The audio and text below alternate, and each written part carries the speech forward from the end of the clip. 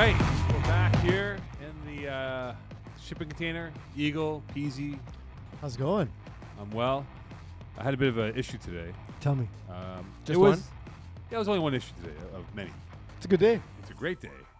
You ever had, we take a lot of things for granted, right? Like our cell phones, our car. Yeah, I think nobody took a dump before 2004.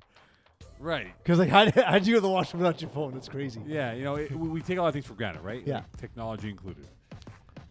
One thing we really take for granted is the washroom. And the Oh toilets. man. Okay, so this is like twofold. Yeah, it's in the toilet, right? Yeah. So I work out, come home, work out, groceries, came home, washed my hands, went to go take a pee, flush normally. But you know how it is, right? It flushes and then reaches this point, then it goes back to normal, right? Which is quiet, right? Unless. Kept on making noise. I'm like, what the bleep is going on here?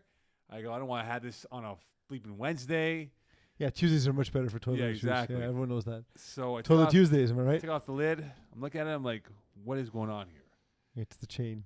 Not the chain. No? Not the chain. The buoyancy? It's the tube that was impeding the press button when you press the toilet, whether you're going to flush a big load or a small load, and was denying the actual raising of the water level inside the commode. So you fixed it. I fixed it, yeah. You have the high flush, low flush? Yeah. Yeah, for my new bathroom, we got a toilet that basically can flush a cat down. Look, I'm as environmental as it comes, but like them Del Rocca boys, they need we need to flush it down, you know? Yeah, You know? there's like every 30 seconds, you Yeah. know? So wait, Mo, your toilet story is that the water was flowing and your solution was, I just had to fix it. With No, but very minimal the effort. initial was like, how can there be issues taking a piss? It just didn't. It wasn't what was in the toilet. It was the mild- flushing mechanism. It was a mild inconvenience. you Yeah, know? it's just like that annoyance. Like, oh man, are you kidding me? Like, I I want had to to start my spend day. 6 minutes figuring this out. This is About terrible. 20 minutes actually, because I took a You spent shower. 20 minutes to take off the lid I and went to look. go take a shower. Think, okay, maybe it will subside. But you It were was going to still- take a shower anyway. I know, but I said, let me take a shower, think about it, and I came back and we fixed it up after. So I'm in a Facebook group that my mom for toilets? No, unrelated to toilets. Trying to change it from toilet humor. It's a group that my mom had me join because she's like, oh, you live in this community, so therefore you should be part of this. Like, it's called the RDP Neighborhood Watch and Community Info. Oh wow. It should be called Karens of the East End. Yeah. It's awful, and it's so much. But like, there is some stuff that's useful. But then like past 9 o'clock at night, for whatever reason, whatever happens to me after 9 o'clock at night, I often post things that in reaction to people that could be considered, I guess, trolling. And so Boy. a while ago, someone was asking for like a really good cleaning person, and I posted a GIF of Mr. Clean. And I said, "This guy's awesome." And then there's been a string of pool heater thefts in RDP. I'm not joking. Oh, boy. It's the great pool heater heist of 2023. Look, it's super convenient. Obviously, it sucks if it happens to you, but it's been ongoing. And then someone asked the question about like, hey, you know, is there anyone who does like pool service? Like anyone hire a service for like pool cleaning and so on? Yeah. And so I posted like, looks like someone needs to clean a whole bunch of new pool heaters, and then a pitchfork GIF. And Oh, then a boy. lot of people got really upset by that comment. I'm like, guys, I'm clearly not being serious. But, you know. Yeah. A couple of people from our community, from FPF community, recognized me and like put laughing emojis, and I was like, okay, at least they get my humor. Some don't. Other people are like, this is way out of line. You're accusing him of criminality. I'm like, I Some am do. not. I promise you that I'm not. Some do, most don't. Yeah. So quickly here's some announcements again. Just a reminder, we're at the halfway point for most seasons or most teams now at the 5-game mark, Mhm. not surpassing that. So again, we encourage you guys to look at your rosters to make sure your players are in line for how many games they played.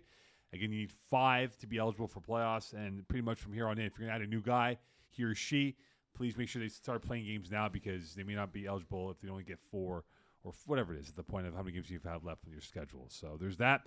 Also, another thing, too, Laval on Sundays and Thursdays. We have a bit of an issue, of cleaning up after ourselves at the fields. So, guys, look, it's very simple.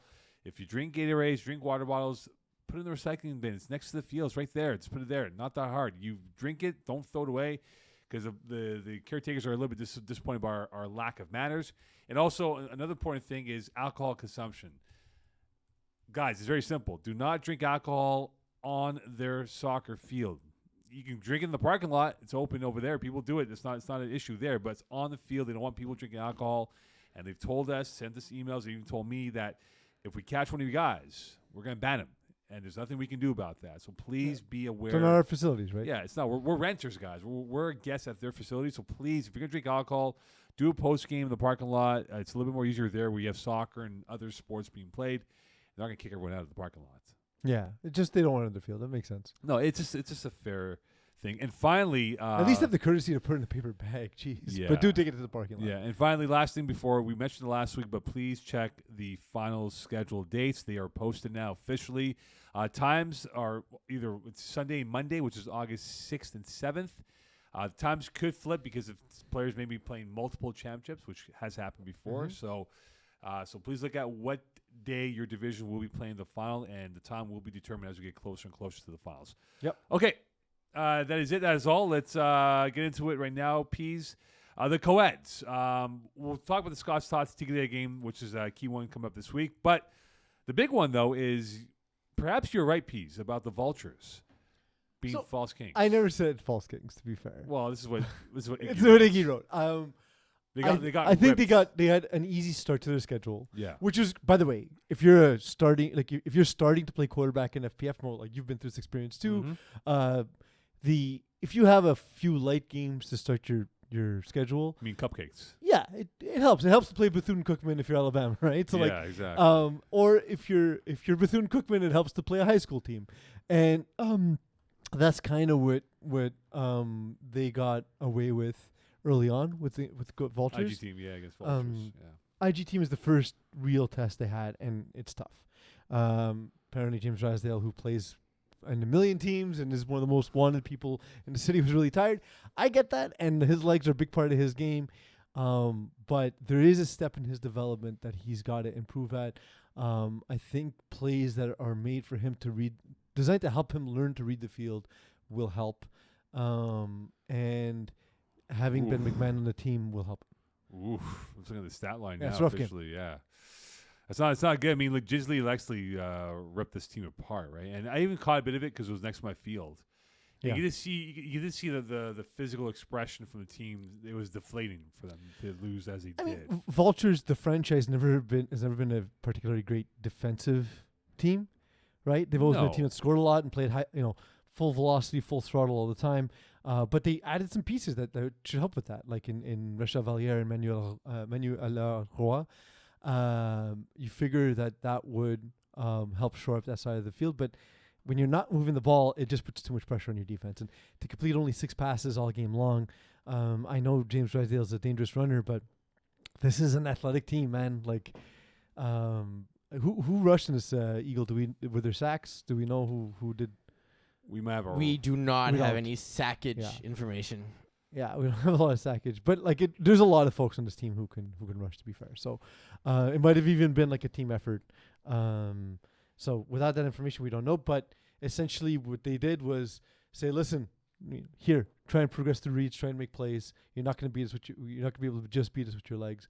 And when he was forced to be a passer, James Drysdale struggled, and struggles are fine. That's how you improve.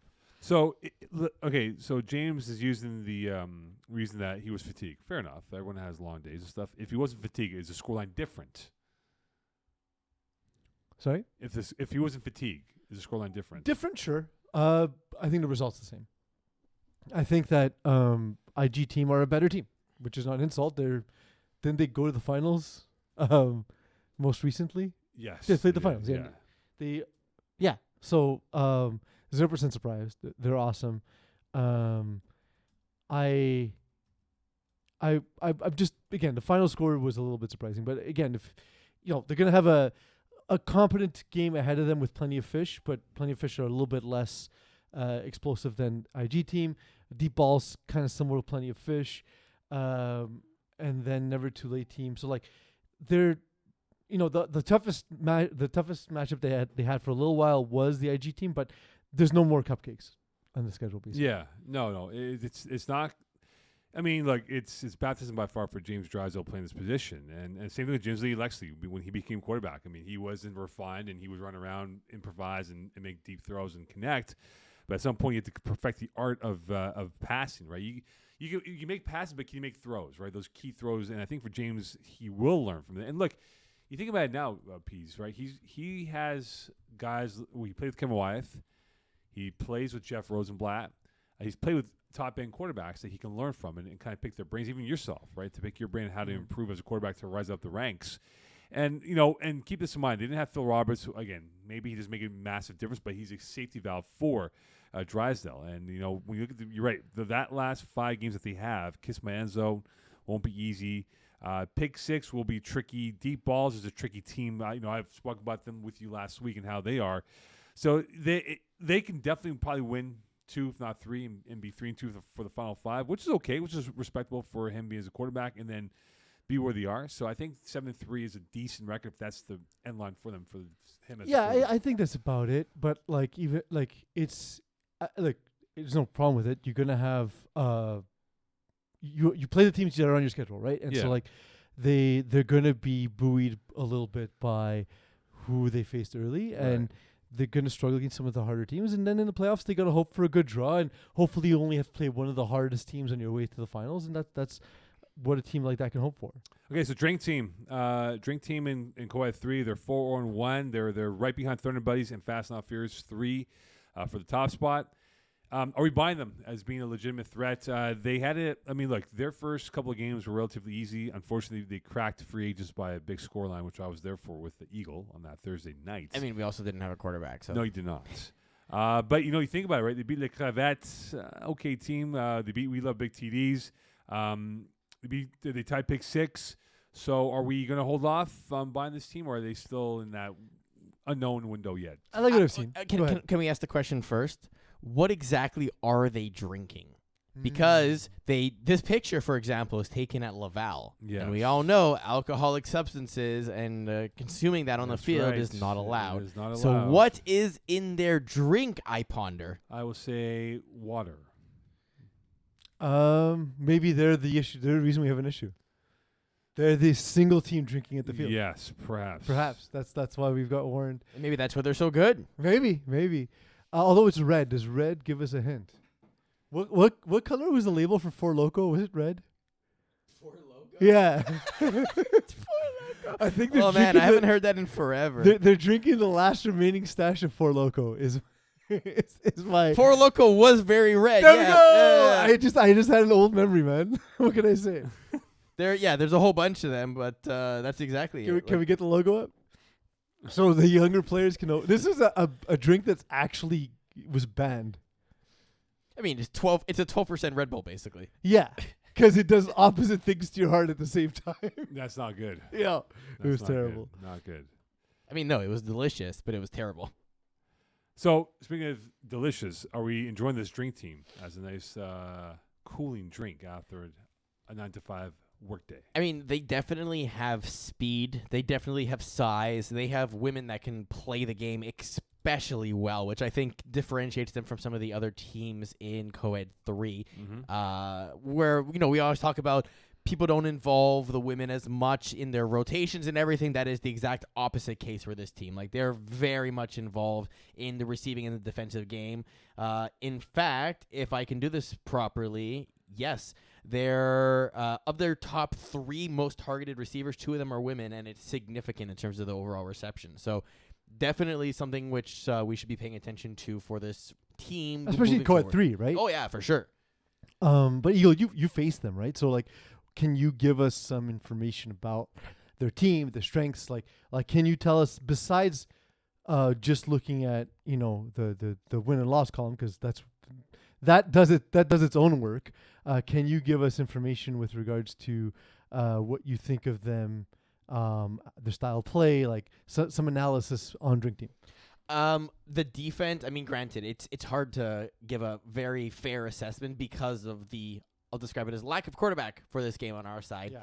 But very aggressive on any balls at all, will undercut everything if they get an opportunity, right? Like, they're not playing the tackle, they're playing the ball, which is honestly, in my opinion, how you should be playing flag, Yeah. right? Because it's the way to be an aggressive defense. Yeah, risk giving up something, but the return on a low risk tackle is just a tackle, but the return on going for the ball, while you might give up a score, is a change of possession, which is a deciding factor in a game. Yeah, they have a rush by committee style with people with height, which definitely, depending on who you're playing in the division, can be very problematic. Like Derek especially, Dorsley's really good though. I mean, Yeah. he's been a headache both sides.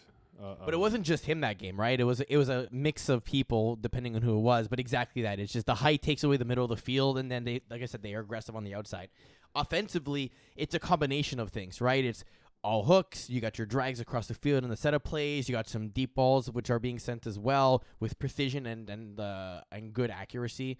I said the same thing twice, but it's one of those teams I think will be very difficult to match up against for a lot of other rosters. So are in they the division. precise or the accurate?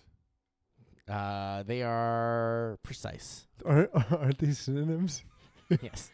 But also like Eagle, I know your quarterback wasn't there, but they put up 68 points. Like, so a lot of teams play against backup quarterbacks. Yeah, but 30 of those points are in pick sixes. Yeah, Sure. Yeah. Hey, I played a game like that this week, so it happens. But and I am the starting quarterback. But you look at the last five games. You got Dream Killers, Kamikaze, Michael Scott's Tots, Catching W's, and Tigres.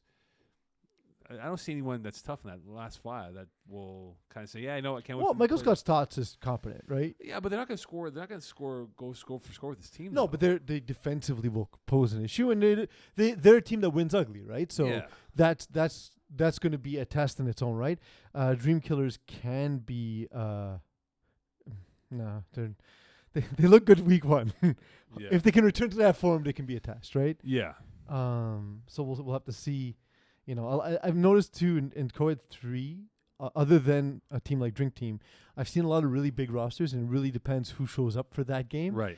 And so if they're going to be the consistent roster playing against a lot of inconsistent rosters, they're going to run through it because already they're one of the more talented teams, and then on top of that, they seem to be getting all their games played, right? Like if you look, Right. it's everyone at 4 and 5 games played. Right. So when you look at in co-ed 2, let me get it up here in terms of the standings quickly. Never too late. This is a team that's next topic. Yeah, well, Next topic. I'm just saying. I threw 4 pick sixes. I know, but I'm saying this is what Iggy wrote. He was there for the game. So can you redeem yourself and get yourselves back into that conversation of in that window of saying, you know what, you're a threat to make a run in this playoff? Run. It's there's two things. So there was a point where every deflected pass, like any ball that was touched by a receiver or a defender, was deflected into the air and intercepted. Like that happens. Like it was to a point where it was comical, and then the game was out of hand. And we just said, let's just close out. We scored on the last drive, and the defense actually played decently well when you consider, again, 4 pick sixes, right? So that said, I've come to realize that it takes me a while to install my offense on a team. And it's taking me a little bit longer to install my offense. That's it. And so it needs a few more tutoring sessions. We'll get there. Like what we discussed at the end of the game was we need to put ourselves in position to win games by running the plays properly. Once we get there, we'll win games. We get to the playoffs, and then we'll worry about the actual wins and losses. If your offense was running Windows 3.1, how many floppy disks would it take to install your offense? Oh, it's so At least the 15. problem is that both myself and the computer terminal need to understand which floppy disk we're using. That's it. It's when I say slant and sit, to me that's very clear, but to a receiver, slant they and need to go. understand exactly where that hole is to sit. When I tell the snapper who I use a lot, and you know that Eagle, what a bubble route is, they need to know where that bubble route is in relation to the other routes. A 12-yard hook has to be at 12 yards, not at 14, not at 11. And then I need to not have my most toxic trait is I throw it to where the route is supposed to be, even if a defender's in there, because I'm infuriated that players are not in their spot. And it's the worst.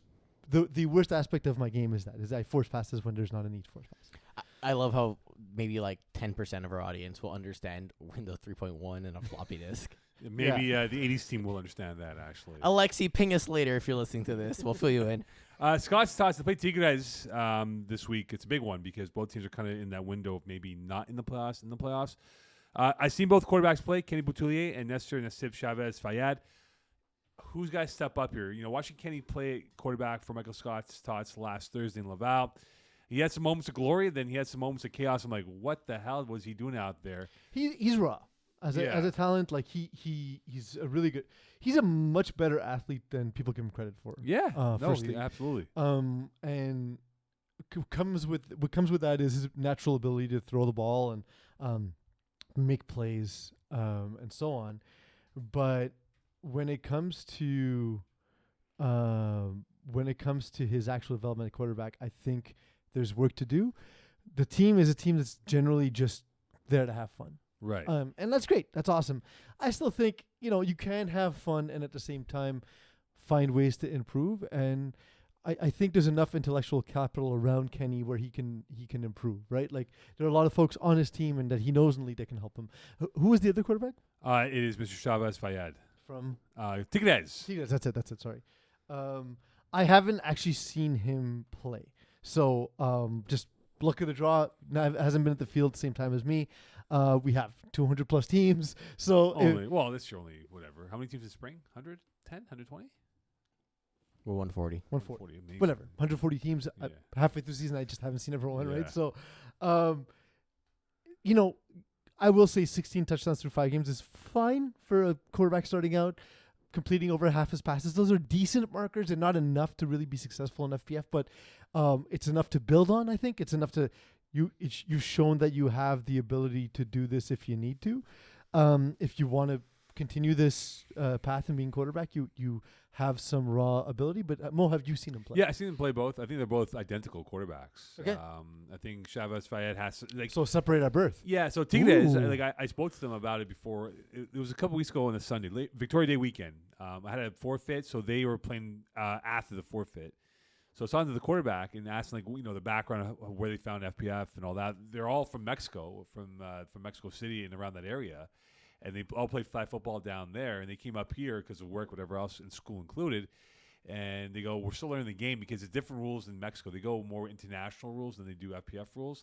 So he goes, it's the adjustment of getting used to playing in this format. And they go, we want to play against the best. I go, well, the best is available in winter.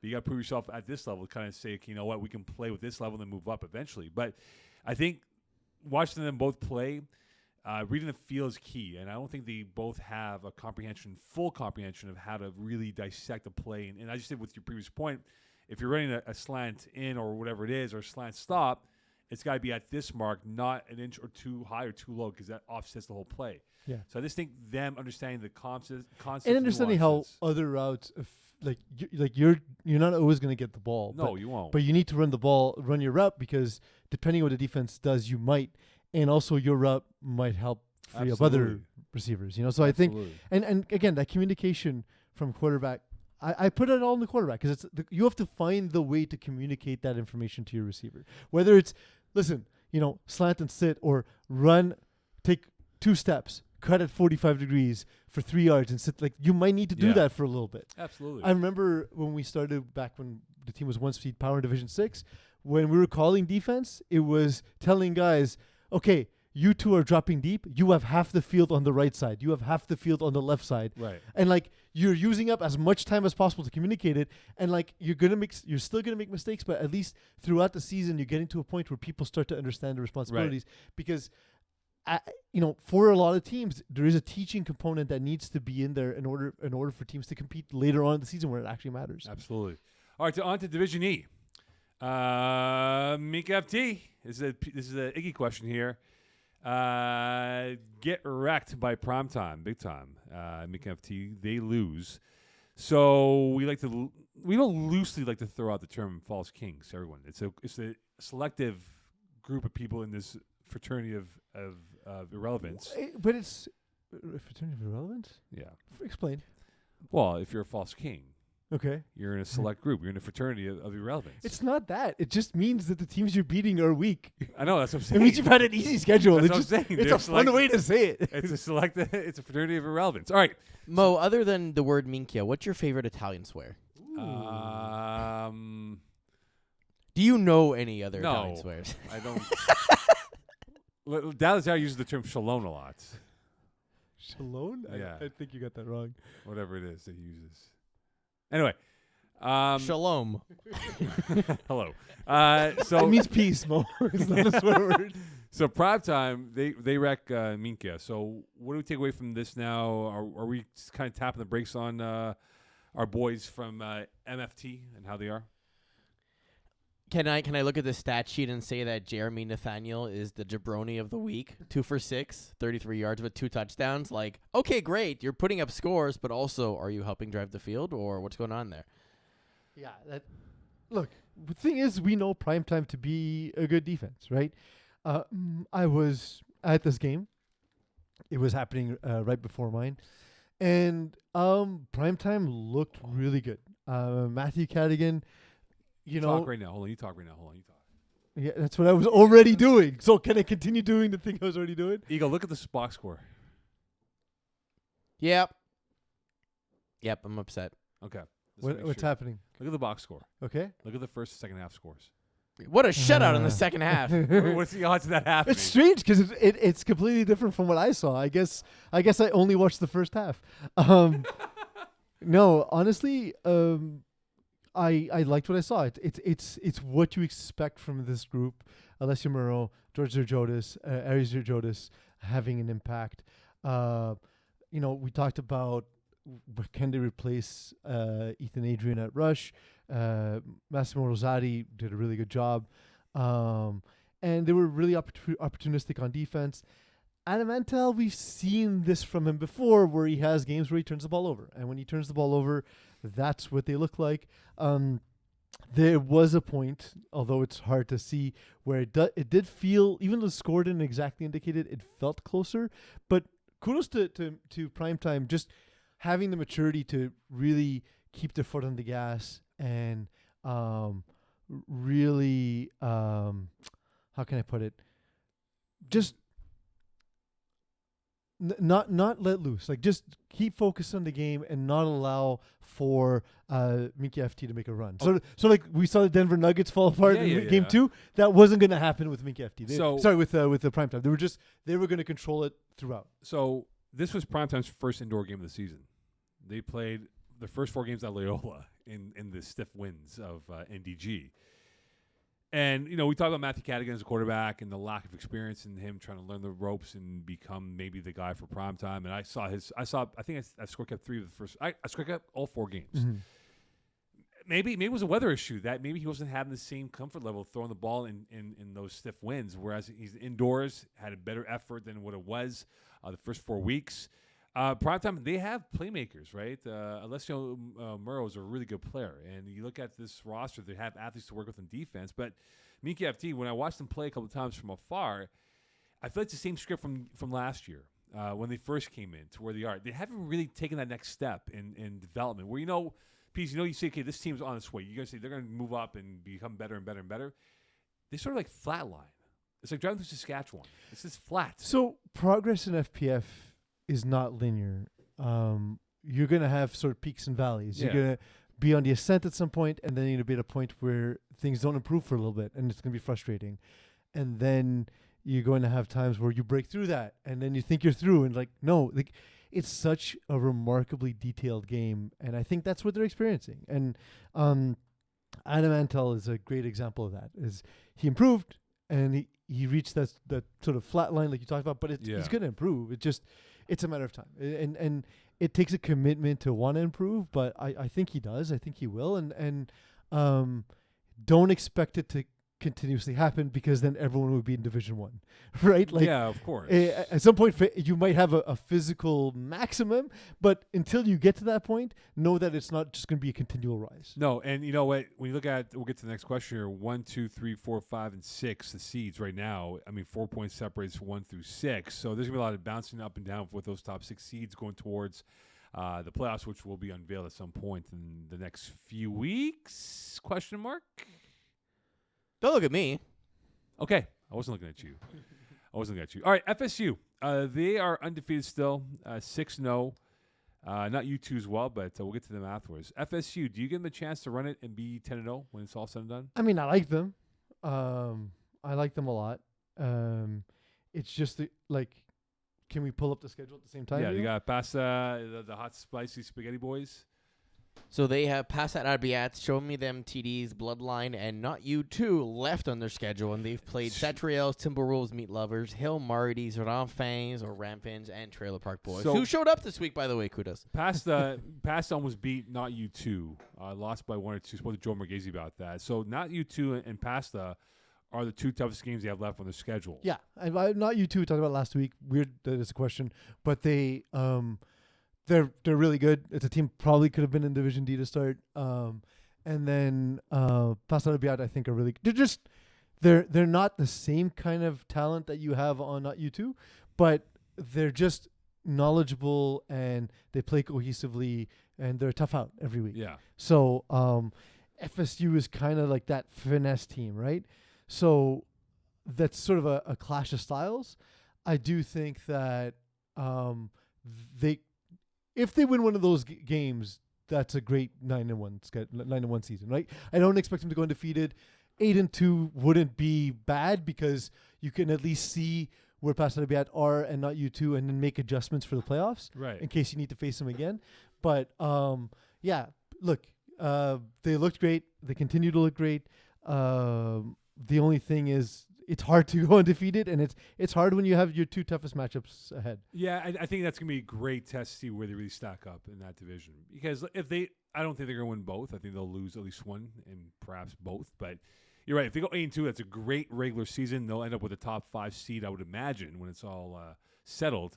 But what I want to see for them when they play against Pasta and Not You Too is, can they match up with them? Because Pasta's different, though, right? Because they play more of a grind out, slow it down offense. We're going to play with tenacious defense. It's the clash of styles, right? Like exactly. You're going to have one team that wants to fly up and on the field. The other one's going to want to just... They're going to slow it to molasses, right? Yeah. So can they adapt? I can see Pasta just being cover 3 and making them drive the field. Right. The Joe entire Marghese might win Defense Player of the Year with his proclamation to me. So hey, dude's good, man. Yeah. Joe Marghese is one of the more intelligent players in low divisions. Yeah. And he's a better athlete than he looks. Absolutely. Which he covers it sounds like it's like I told Alexi this week. There's so much backhanded that compliment. I might as well be an Italian grandmother. But he covers every blade of grass. Like he's really smart in the field. He's smart. I've played against him even in middle divisions, and he's never a liability on defense. No, and that's why I'm fascinated to see when they play each other how they will adapt to what they see from the Pasta boys, if they can keep up in terms of style of play that will be. All right, so Pete, at the halfway point with QB, receiver, defense, and two-way awards, is there any favorites? Like, do you circle this guy and this guy to win these awards moving towards the halfway point of the year? As I load, maybe you give me yours. I will as I load up my. Sorry. Try to get my thing loaded up. I tried to get it in a second tab and I opened the wrong division, so that's on me. Time over here, you know. It's legitimately on me. See, quarterback of the year is a little bit different in my opinion because Adam Mantel, Fabrice Tremblay, Marty Party Freeman, George Spano, they're almost similar in terms of touchdowns, INTs, passing yards, even passing completion. I think that's still up in the air in terms of who is the heavy favorite right now. I think all 4 in that conversation, but it might take that one seminal game to say, yeah, they can pull away with this award towards the end of the year. Caden Dewey Hall is don't forget to add his 4 rushing touchdowns and rushing yards. Yes.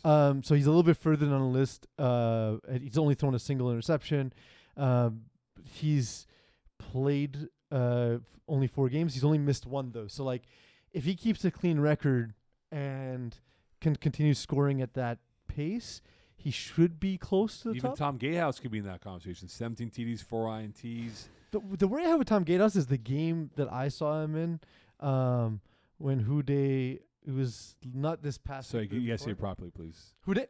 There you go. Thank you. When they played Meat Lovers, he had an opportunity to really put up points, and then as the defense adapted, he didn't. And Hale Marty's basically It just looks like they controlled that game. Eagle, you played with Tom Gatehouse. Do you feel as though my assessment there is correct that like when things are going well, he doesn't think the defense will adapt, and they do, and then he doesn't adapt? There's a little bit of that. I think there's also Stubbornness. there's a little bit of stubbornness. I think there's an aspect of the system or the playbook is very methodical, where it's set up the short, set up the short, set up the short, long, set up the short, set up the short, long, set up the so it's just get them to crash to then go over their heads, and you gamble one too many times, and then they pick up on the pattern and they gamble in the right moments, and you get frustrated. Yeah, I can see that too. So, but that's the thing though but like to a degree, that's the defense adapting to what you're doing, and you're marching out there doing the same thing, right? Like, Right. Yeah, pretty much. like I understand there's a bit of gamesmanship, but at some point you just need to give yourself a play that's easy to execute against the multitude of defenses, and I don't feel like he does that. Yeah, I think if he does, then he might get in that conversation. I think it's still open for quarterback of the year. George Spano, by the way, was also playing really well. Yeah, he's playing very well. He also missed the game. As I know, he has 6 games played, but he missed he played receiver Right. week 1 because he wasn't feeling well and wasn't feeling himself, so he didn't throw. So yeah, I think to me, I'd like to see if we can get a guy like Kui Dayton Hall again. Now, if he's playing more games, if he can catch up, and George Spano, because I think if you only miss one game, you're still kind of in contention, right? 100%, yeah. Especially that the top guys have thrown so many interceptions. Receiver of the year, I think Brandon Vickers might have the pole position going into the rest of the year. He's played one We're more not game. doing two-way, by the way, are we? Sorry? Are we doing two-way? Two-way, I'll give you one name, Joe Marghese. It's because, because Marghese. I hate doing receiver and then two-way at the end Yeah, because Joe then Marghese. you can't win both awards. No, I know, Joe Marghese. Yeah, sure. Joe, Name the award after him. the Joe Marghese The Award. Joe Marghese Award Two-way for award. being most Joe Marghese. Yeah, I'll tell Joe tomorrow at Laval. So I think Brandon Vickers has the head up on this. So I think William LeClaire, son of Jason LeClaire, maybe he could make a run, but I think right now Vickers is the head on to win this right now. Yeah, the volume of Zachary Mastromonaco's up there too because, like, he's been targeted 38 times. So, if he finds the end zone a couple more times, it just might be sort of, you know what I mean? Like in fantasy, you're sort of like looking at expected TDs. He just might be under on his expected TDs for the season. So, given how much volume he gets, it might be him. Defensive play of the year. This is going to be a horse race now. This might be a photo finish because you have some guys who are really playing well. Peter Abandonado, who plays for Laval Rocket, Caden Dewey Hall might go two-way. Yeah, he might go two-way. William Seguin, also possible two-way. Zach Mastromonaco as well. Joey Poche as well. Max Joey had a big game though, where he had I think 3 interceptions in one game or 2, and so like it pads his stats a bit. But if he has another big game like that, it helps. But this is Don't tough. forget also, Mo. Sorry to cut you off, but Brandon Rowan with 10 sacks. You need to get a lot of sacks to get QB to get Defensive Player of the Year.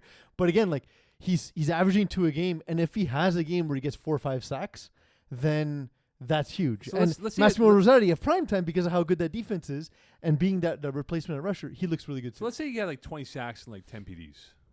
He racked 30 plays. 20 is low. You need to be 25-ish, Eagle.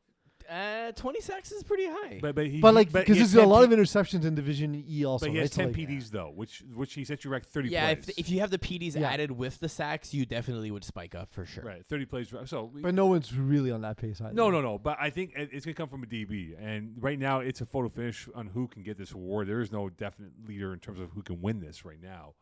And it's going to be fascinating to see how this plays out for this award down the road. But you're right, Caden Dewey Hall could be your two-way.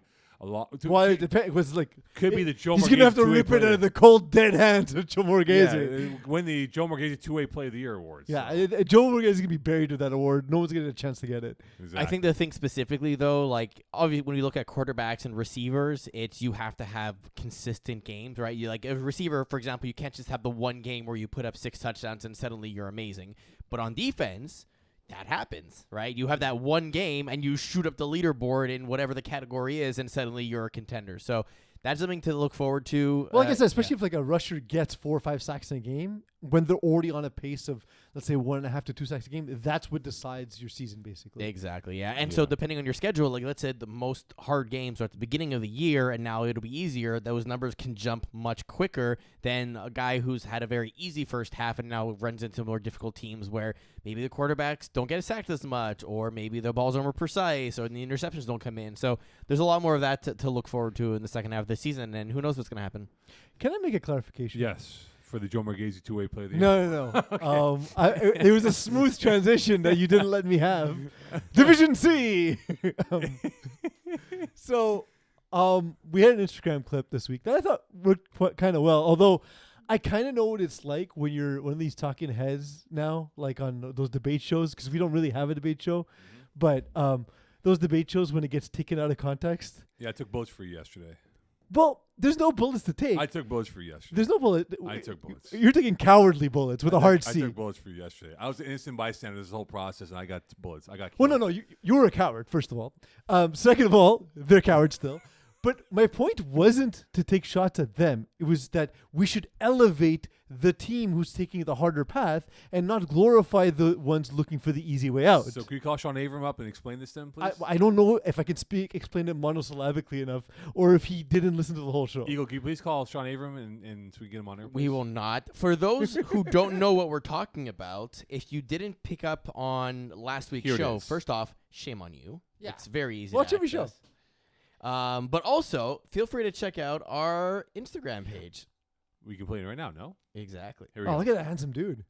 You look like you're high right now. Well, it was past 9 p.m. Oh. What? If ever it plays. What? I disagree with being high. No, I would never do that. You look like it, though. You look like you're about to really cry right now. This is fun. It's What? supposed to play.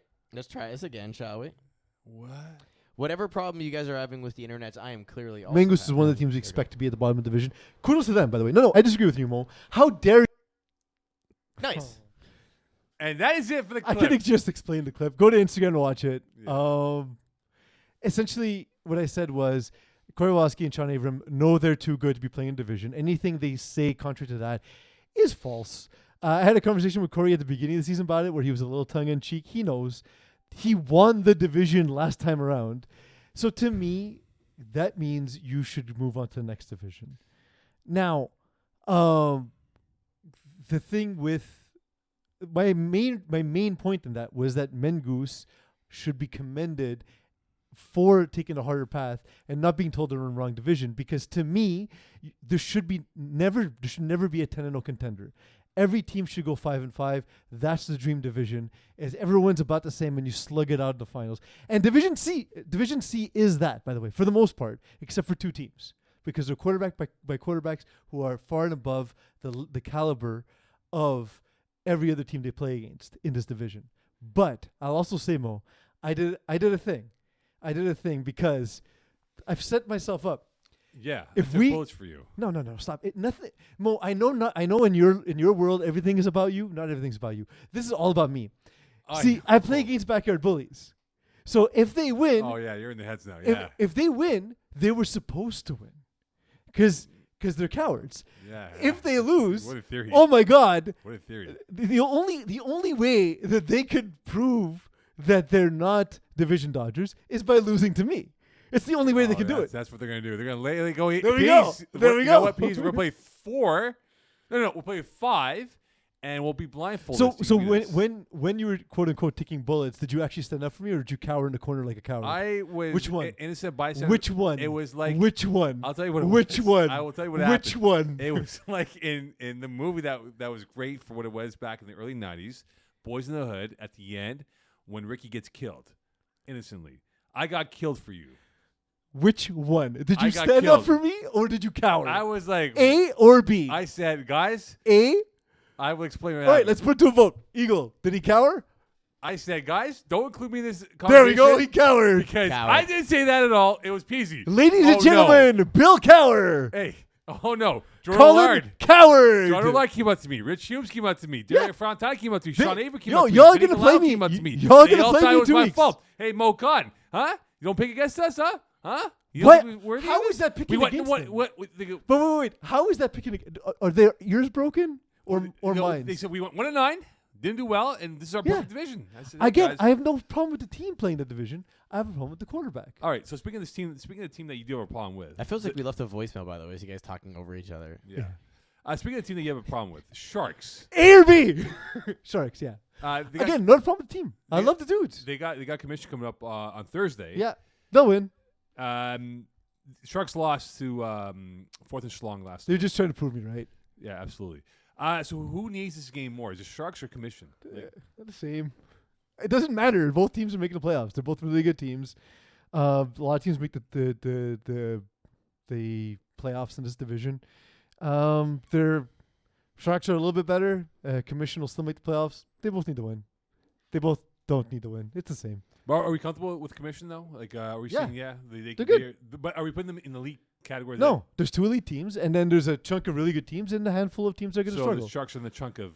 They're the 2 good teams. Sharks. There's Sharks, and there's backyard bullies, and then there's a chunk of teams that are about the Selective same. enforcement, huh? What? Selective enforcement there. How so? Oh, I didn't see this picture here.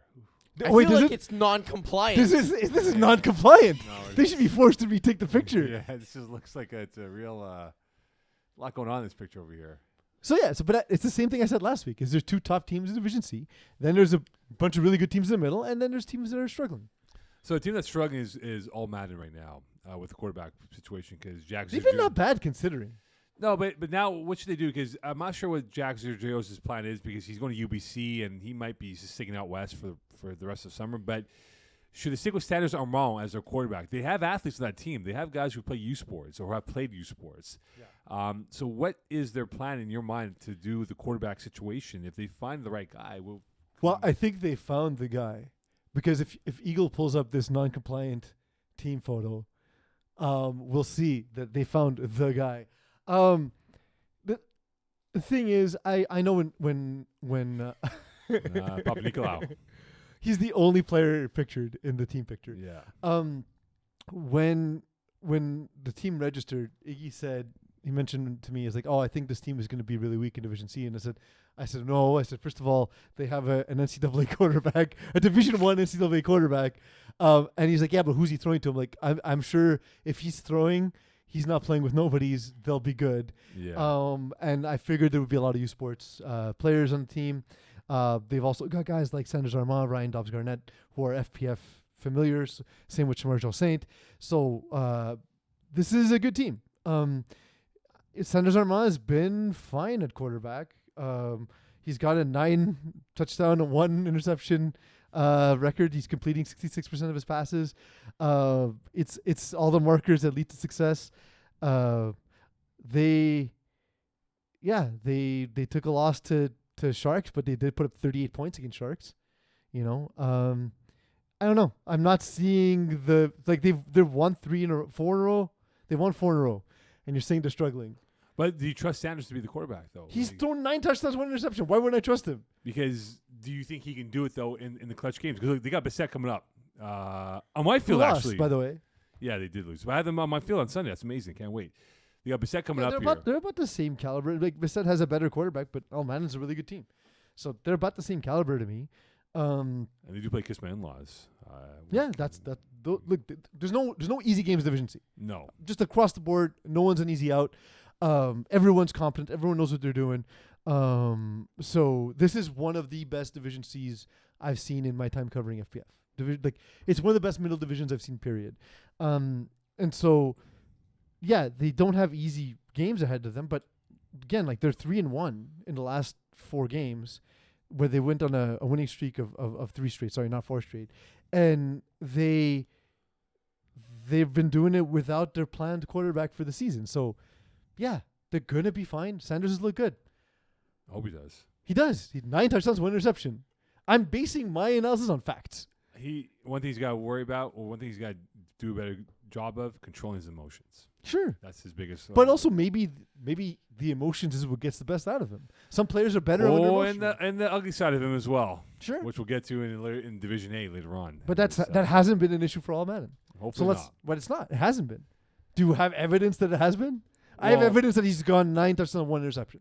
That's the evidence I have.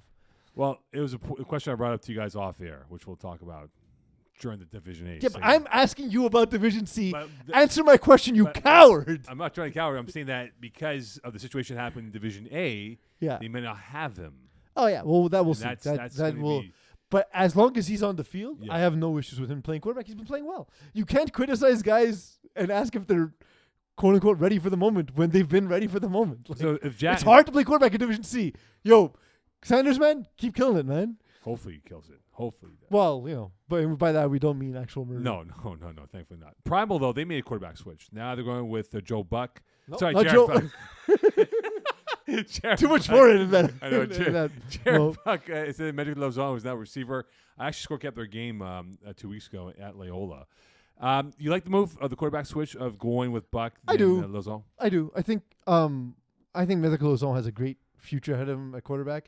And what I love about him is the zero ego to just be like, yeah, you know what? We're probably better served to have Buck at QB. They beat Beset Les Sepot, your favorite team in the division. Yeah, I love him. And, they beat Killer Rays. They tied Bible study. The only 2 games they lost are against, Sharks and Backyard Bullies. And some are saying those 2 teams shouldn't be in the division. In fact, I was talking to them after the game. They were saying they shouldn't be in the division. Yes, we're going to take the primal argument as being the Well, determining listen, factor. I talk to the community, Mo. I'm not afraid of the community. I know you're not, but I took bullets for you on Tuesday. No, you didn't. You were a coward and you were in I the took corner. bullets for you. Taking bullets means you actually have to stand up for me. I was innocent. I was working. So and you didn't stand up for me. I was an innocent No, bystander. but I'm asking you quick. Wrong place, wrong time. Yes or no? So did- wait. If you're an innocent bystander, you're not taking bullets for him because you're not the target because he wasn't there. Oh no, they just targeted me because they go. Pizza's So not then here. you're not an innocent So- bystander. I am a bystander. Because So I did was you not- I did was you not stand up involved. for me? Yes or no? Why don't you call Sean Abram and ask him right now, huh? I'm asking you. Did you stand up? I for took me? bullets for you. I gave up my life Did you? in an Did FTF you? way. Did you for stand up for me? Yes or no? I said Peasy. I said I Peasy. asked I you a said question. your name Peasy. I said I'm not, Peasy look, dude. has I'm wealth. legit. I'm not moving off the show unless you answer the question. We're gonna have to be here for a while. That's fine. We're in a showdown here. That's fine. I took bullets for you. End of discussion. Nope, it's not the end of discussion. I got Yes or no? I got bullet holes right on my back. You wanna see Yes or them? no? I got holes. Yes or no? back. Yes or no? I took bullets for you guys. I didn't take bullets for Eagle. Eagle, I didn't take bullets from him. I guess we're gonna be chilling out here for a while, Eagle. I mean, I'm I can go- literally trying to search for the definition of the expression so he can tell you you're wrong because you're wrong. Because I took bullets for Peasy. No, What you doing didn't. there?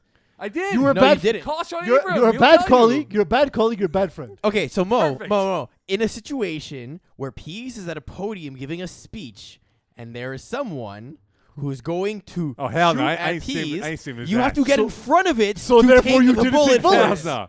But I took bullets for you yesterday. No, you didn't. You're because shooting. It was a You're random arming. drive-by. You're taking their guns and you're shooting me by not supporting me.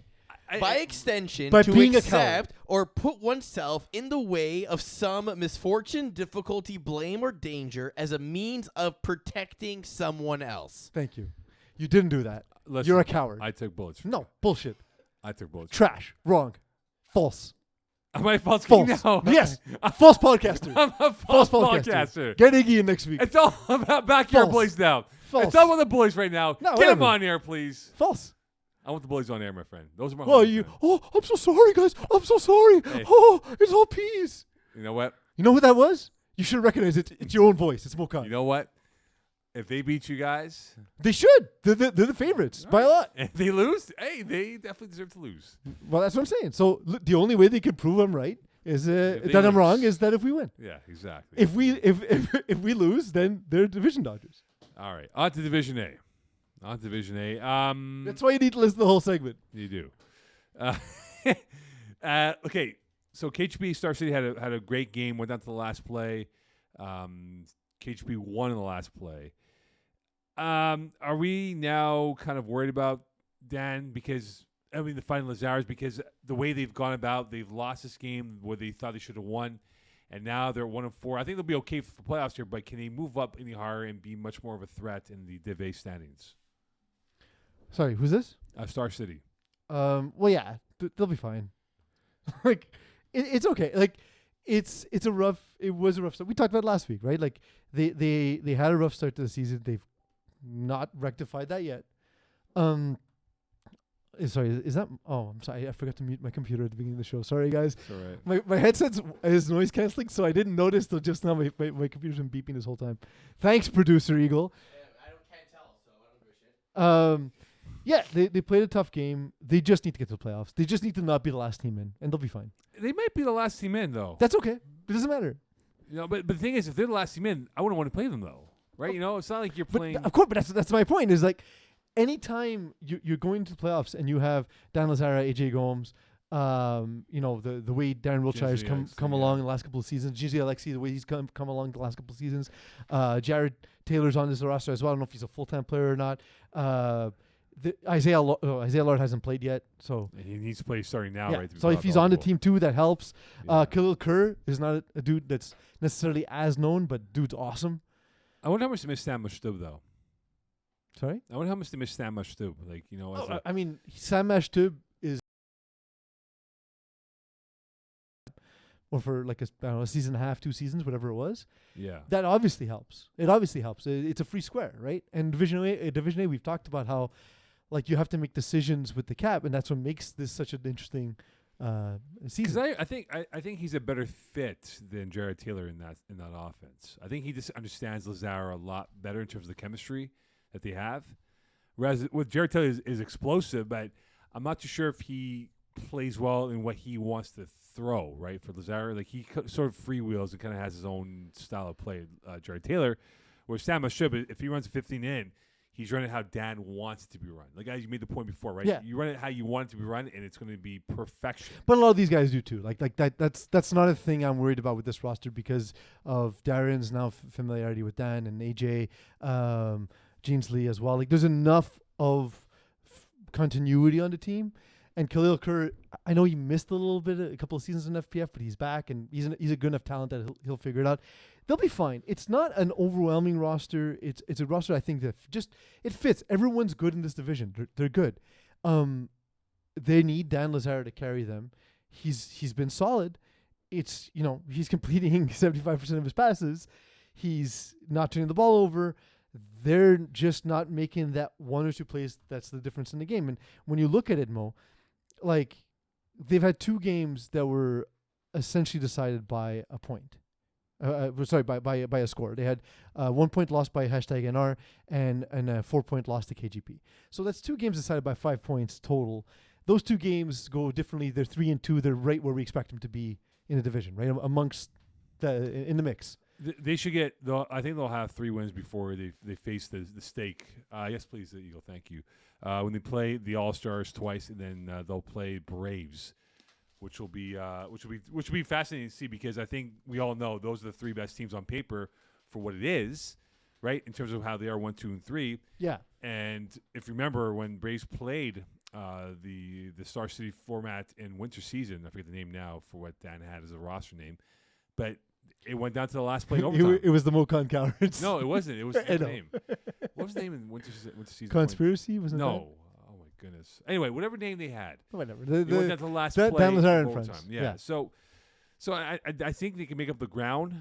They'll be a playoff team. I believe that will be the case. But this is a shocking revelation to see how they are 1-4 at this point of the year. They're not. That's not them. We know they're better than what they are. Again, but to me, there's more nuance to it in that two of the losses were close. They lost to Braves, which, you know, that's a game that could go either way. Right. I expect them to always split against Braves and always split against All Stars, right? So, Yeah. you know, that's the loss. Next time they'll probably get a win. And KGP's plucky, and they got the win. Like that's all. cookies The there? Party Crashers loss is the one to me that's the head scratcher. Not because I don't think Party Crashers can win. It's just the Dan Lazara AJ Gomes partnership almost never loses to Party Crashers, right? And now here they are at 4-1. Did I'm having trouble loading up. Yeah, was there a reason they lost that game? Like, was there like anyone missing or? I believe AJ was missing because AJ was in Brampton with our Okay, boy. so and it probably wasn't just AJ then, because Brampton took a lot of players that week. I Yeah, remember. exactly. So speaking of Park Crashers, the 4-1, could they hit 8 wins, or are we gonna have to temper the expectations that they kind of will fall behind and maybe be a 4 or 5 seed at the end of the day? Well, Not that there's any nice schedules in FPF, but It's- so they have All Stars, Braves, #NR next. Yeah, it's not. That's a rough, Now tell us. triumvirate Now games. give us a good idea of who they are, though. Yeah. I look. I think they're improved. I think that they sort of live and die by the sword. They like running, plays that where Fred Dupuis can hit the deep ball. He's not going to march the field. He's going to be impatient at times, and at times it looks absolutely breathtaking. Right, like he throws some of the greatest deep balls we see in FPF, but it's a little anxious because he takes more risks than a lot of the other top tier talents, and that's kind of what's kept him out of that discussion of like the Dan Lazaras and Kevin Wyeths of the world of our world. Is he Hall of Fame? Like, I mean, he's fringe. Like he's almost there. Like what's the stats here, Eagle? If you don't mind popping that up on the screen for our viewers out there. I'm curious. I mean, he's been in the league since day one, but I mean, he took some years off in between, so he hasn't played continuously in FPF. like if it's the Hall of Ability, and we're just basing it on his physical ability to play football, then absolutely. But it's more than that. It's impact, and he hasn't won championships. He hasn't had a lot of impact when it comes to the community of FPF in terms of like guys who have made an impact playing on different teams and developing the league. He hasn't been a award winner that many times as compared to a lot of his cohorts. Right. So like, he's a 4-time All-Star, 1-time champion, which is good. Yeah. But like he's won no awards to himself. I think he's about there, but he's kind of a guy on the cusp for me. Yeah, he's he's going to be at 28,000 this weekend. He's 21 yards away from 28 for his career. 642 touchdowns. Also, it's stupid that we separate fall seasons when we look at stats. By the way, it's dumb. Yeah, I mean, it's just, if you include his stats from 05, 06, 07, he's surpassed that. Okay, like that I understand. We physically don't have the records. 100%. But I'm saying like from the point that we started keeping it, I don't know why we don't add fall as regular season stats. Yeah, no, it's a bit of it makes our job much more difficult to do. Yeah, no, for sure, 100% though. But Eagle, put that down for Carlo. I'm excited though to see what Pirate Crashers can do in the second half. I really I'm happy that they're in this division. They're good competitors. I love how they play hard every single play, regardless of the scoreline. Yeah.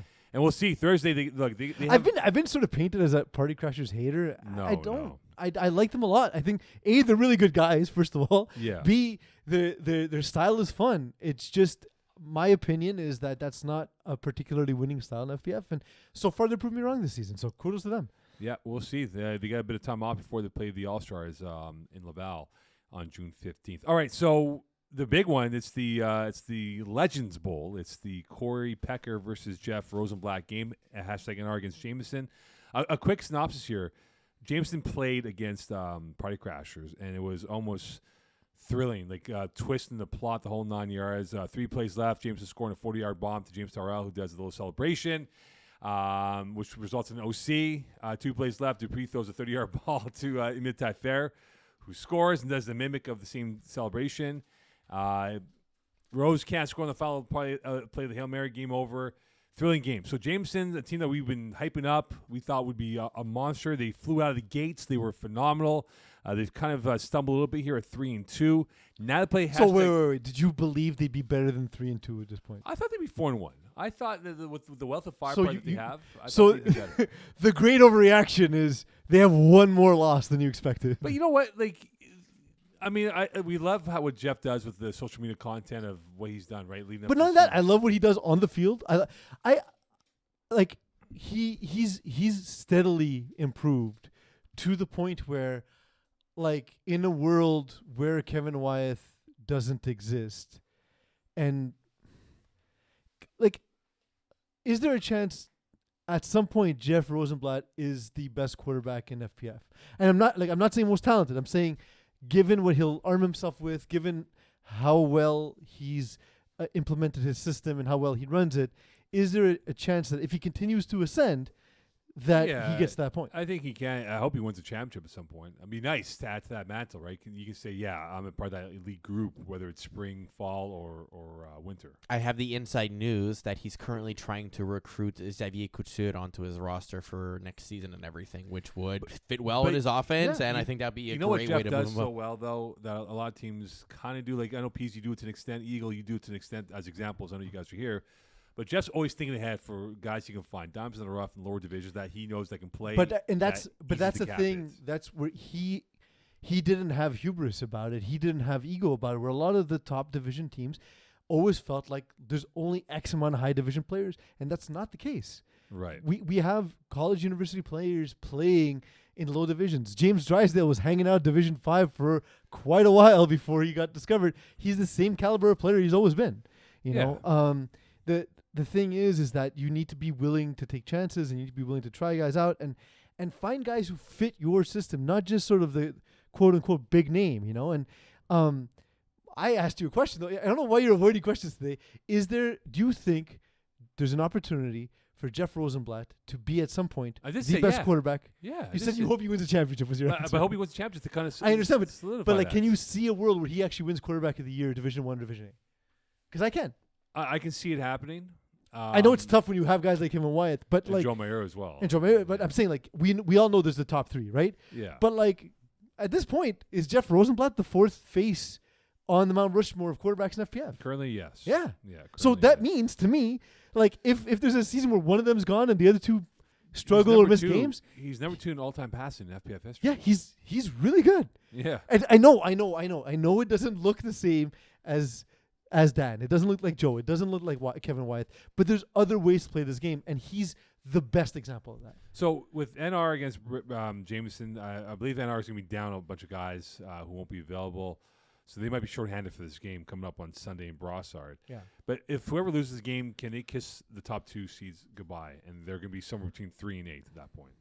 So the thing is, I keep saying this on this show this season. I don't think seedings matter that much in spring because I of think how matchups do though. But there's no good matchups. Like who do you want to play Division A in the playoffs? If I had to bless up Okay, so but are you like sure? KGP, Maybe, but KGP just beat not all stars, but certain teams play better against other teams in this division. I understand, but I don't. But like to that point, I don't think that by definition, if you have the 1 seed, you have an easier matchup because you just might be matched up. If you're, But would you rather play Star City now or later on in the playoffs? I think it depends who you are. But you see, the thing Like, is, I think if you're Braves, you want to play them right away because Braves have had such a record of success against them, right? But then if you're the All-Stars no, because the All-Stars have not played them well. but not but that's what I'm saying. Yeah. And so like it really depends. So like All Stars, Star City, that's not a great matchup for All Stars, but you know for Braves it's not a great matchup, but like it's one they've won before, and we just saw KGP, you know, give them headaches. Like every team is close. There's no embarrassing loss in Division A. I would say down to even Division D, it's one of the most competitive seasons I've ever seen in FPF. It is. It's the most compelling. Yeah. It's been the most compelling that we've had in a long time. And, you know, it's being to the teams below Div A, they've also, yeah, it's great to see that, you know, and it gives them a sign of encouragement to say we can jump up to Div A at some point, right? And if this stays as it is with 9 teams, who knows more down the road, that's great for the league. But I just think now when you look at Jameson's #NR, they could be in that conversation as being a threat to win. You know, Star City, bless up, I think they will recover. I think KHP with that win over Star City was massive for their psyche because they had a 2-score lead against Star City and they almost blew that game, and they ended up winning that game at the end of the day. So you're right, Pease. This is definitely a coin flip at times here, but it's all about matchups. And I think a team like Star City playing All Stars is not what they want. Even Jameson's playing Star City. They look at the history of those two teams, right? The playoff loss, even during the regular season of Division One. That's it's like it's look, crazy. No one's getting an easy path to the finals. So No. like honestly, asking about who's best served to be the top seeds, okay, like you know, in divisions where there's a bye, awesome. But like I don't think it matters that much. It really doesn't. The teams are so evenly divided that you're going to have to face someone you don't want to play against at some point. Yeah, 100%. So I mean, again, it's gonna be fun to see how this plays out. Speaking of fun, the women's division right now, women's 3. We like to have fun. Well, no, Here's this an excellent transition. Mo. this Division 2 women's level has been great. Yeah, I mean, absolutely. Blue Thunder got skunked by Wolfpack. Wildcat. It's What? been great. They I- got skunked. They got skunked, but you know it's been great to scorekeep these games because now you're getting a feel for these players and athletes and who means what to each team out there. And look, right now in women's 2 points separate second from sixth place. Wildcats are running away with this right now, Pease. But in your mind, is Blue there? Thunder played the Rock and they lost Oh, 19-6. The Rock. It wasn't really a skunking. It was a semi-skunk. Well, I scorekept the game. So it wasn't. If even the close. skunk had stripes, it had one stripe, not two stripes. It's a one stripe skunk. Le meow. Yes, Yeah. Pepe Le Meow. Yeah. No, but you know what? Is there a team that you can circle that can challenge the Wildcats for first place? Can I ask the question differently? Yes. Women's division, or the game, I guess you can call it, in terms of 5-on-5, the rule changes, etc., means that there's a lot more, can I describe it as flexibility in the way you approach the game, right? Like, you can drive the field methodically, you can go more deep balls, have plays develop, all the different stuff. It depends what happens on first and second down, and then it gets very less. It gets becomes very very dicey. inflexible It if you gets very don't dicey move at the that ball. point. Yeah. So maybe if I ask the question differently here, is there a team that would be a good matchup against the way Wildcats plays their offense and defense type of thing? I'm gonna say it's Blue Thunder, provided they're healthy. I think they're better than Blue Thunder though, by a margin. I Um, don't think it's like a blowout or anything, but I think if we watch these two teams play, Wildcats probably win 7 out of 10 times. Yeah, they would, right? But I think, see, here's the example. Like for Blue Thunder, Chloe Samard was hurt, didn't play, but she's so integral to the fabric of the team on both sides of the football, like defense and offense. And she wasn't there, and you can see they were just lacking that cutting edge that she brings, and she's phenomenal. I think Samar makes a difference for them. And yes, you're playing against the Rock, which is a top tier team in women's, but I just think that Blue Thunder has a chance to make a good run in the whole process here and be effective, and maybe challenge the Wildcats for first place. But that 2 to 6 range is going to flip flop here, piece from week 6 until the end of the year, and that won't be the same 5 spots we'll have by the time we hit the end of the season. Yeah, so when I look at Wildcats roster though, Josiane Martin, Tamara Journeau, they've had Reka Sivas-Romanian sub a game. They've had Virginie Junot play a game as well. There's I don't know how many of these players are regular, but just that core of Josiane Martin and Tamara Journeau, Alexandra Laducar, like they're good. They're better. It's girls against women in a sense, like Blue Thunder versus Wildcats, right? Like that's I think Blue Thunder have a bright future ahead of them, and they've already taken huge strides since the winter season. Right. But the importance for them is taking the stride this season. Yeah, I think so. And Like I don't like for them to be middle of the table and for them to not compete with the likes of Wildcats. That's not a bad season for them. No, that's a win. But I'm going to circle them as my team to watch out for in the second half of the year. And, we'll see what they do because now we have the big matchup on Sunday, Supernova against Red Nation. And that can give us a good idea who could be closer to the Wildcats in terms of where they want to be. I was going to say Supernova initially as an answer to your question. Well, why Supernova? Loading. Yeah, Sorry, man. As we get this thing loaded up here. Eagle, can you do it as a producer? Can you clip the parts where our computers are loading? Yes. Just put it loaded. all together. Yeah. It's just silence and waiting. The old Windows sound clock. You're like a over there. 2.1. A Jeopardy soundtrack in the background. Little 56K modem running in the background. Yeah. Dial-up sound. Yeah. So Supernova did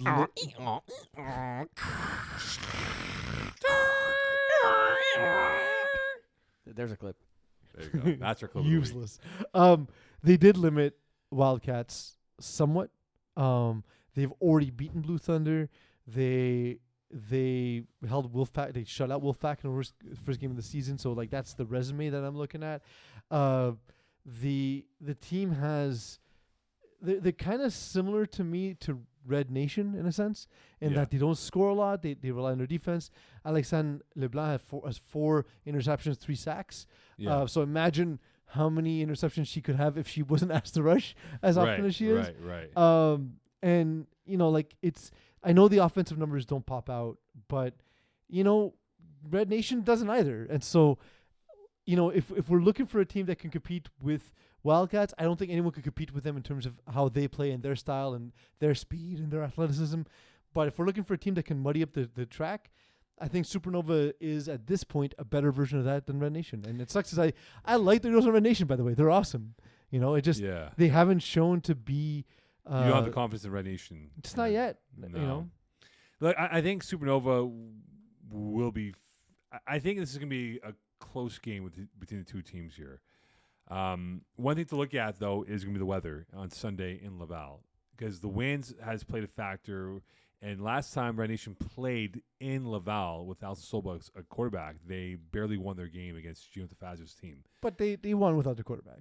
They won with Sobel, right? But sorry, I thought you said she wasn't there. She was there, yeah, for that game. Okay. She came down from TR and she played in that game. But I feel like Sobel has an arm where in this division she's probably one of the better suited to throw in the wind. Right, and can Supernova really take away? Can Supernova? I want to see if Supernova can take away Rochelle Valliere from the equation and force Sobel to go to her other options. And the 18-6 win, by the way, Rochelle Valliere was targeted 16 times. Yeah, but maybe throw a double. Yeah, but I'm saying that Player of the week, by the way, Rochelle Valliere. Yeah, exactly. 12 catches, 130 yards, 2 touchdowns. And she also had 2 interceptions because that's what she does. Yeah. So in that context, though, I mean, you're not going to stop her, but can you take away Rochelle from the equation and force Sobel to go to Kiev? She's going to be available. Emma Townsend, Asselin, and others who might be out there on Sunday. Because there's a huge discrepancy of stats. When look, she's the best player on their team, right? I'd like to say, I don't know if KL and Beckles was there this week, but I'd like to see her get a little more involved on the offensive side of the ball. Yeah. And I think she could be that sort of secondary threat. But to this point, Rochelle Valliere has been the main driving force for the offense. But they got to develop a second option. Yeah, though. they do. They have to, man. But that's why, to me, KL and Beckles, especially as an underneath receiver who can get you free yards after the catch, so that you can set up for a livable 3rd and 4th down. To me, she's the one, right? Yeah. Like, who else on the roster do you see be emerging to be that talent? No one.